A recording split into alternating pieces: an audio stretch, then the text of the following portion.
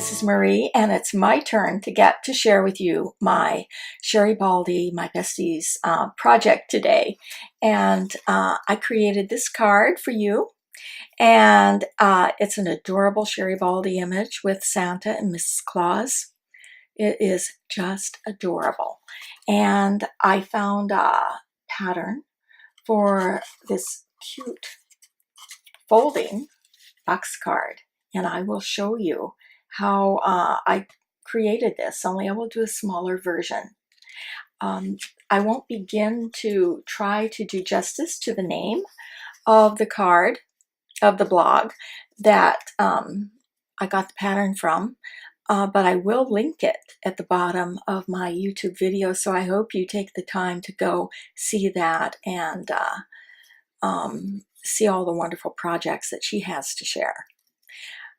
So I created this. As you can see, I colored it with Copics. I heavily distressed the outside, added some snow in the background, and on the tree, I cut it twice to give it dimension, and that way it can still fold up. Or if you're going to use it as a gift, you can put some chocolates or some kind of treats in back behind here. Okay. Now, as you know, I love SVG cuts and 3D dimensional projects.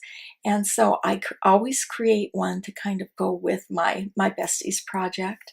And so this time I created a snowman.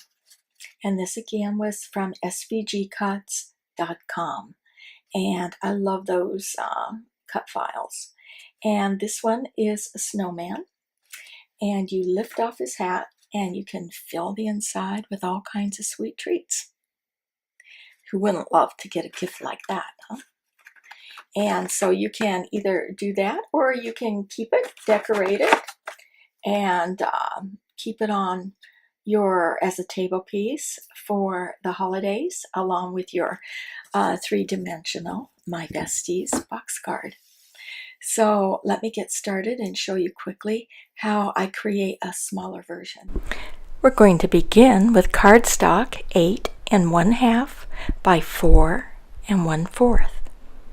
We will have a smaller section, 5 inches by 3 1/4.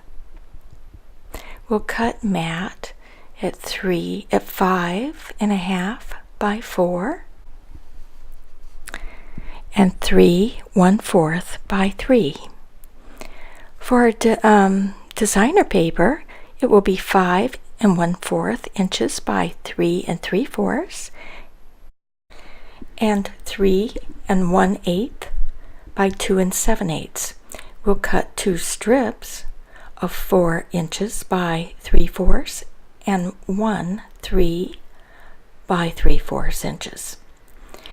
And now we will score the largest cardstock at 1/2 inch, 1 1/2 inch, 2 1/2, 3 1/2, and a light line at 4 1/2. Then we'll take our mat and adhere the designer paper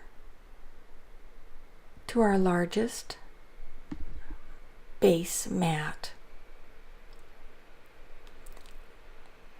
And that will fit perfect on our card base, and we will adhere that to the portion of the card base that does not have the scoring. Getting a nice seal. And you can see how it will fold up and form almost like a platform.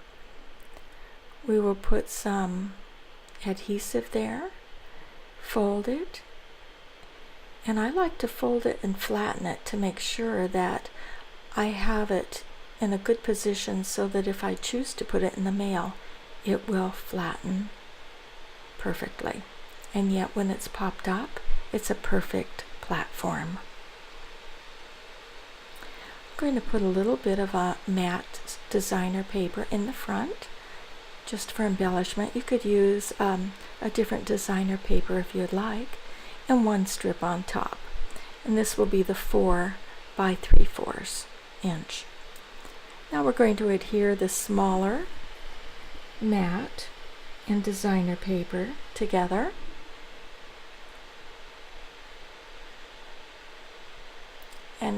And we will score the smaller at 3 1/2 and 4 1/2 inches. You'll see it will kind of fold and form almost like a C shape. We won't fold as many times as we did on the longer. And we will adhere again our focal image on the side that does not have the score lines. I fold over the top so that I can make sure that I'm getting it on straight. It's easier visually for me. Now we're going to take that like we did the other and put the 3 by 3/4 designer paper to where when it's folded over it will be on top.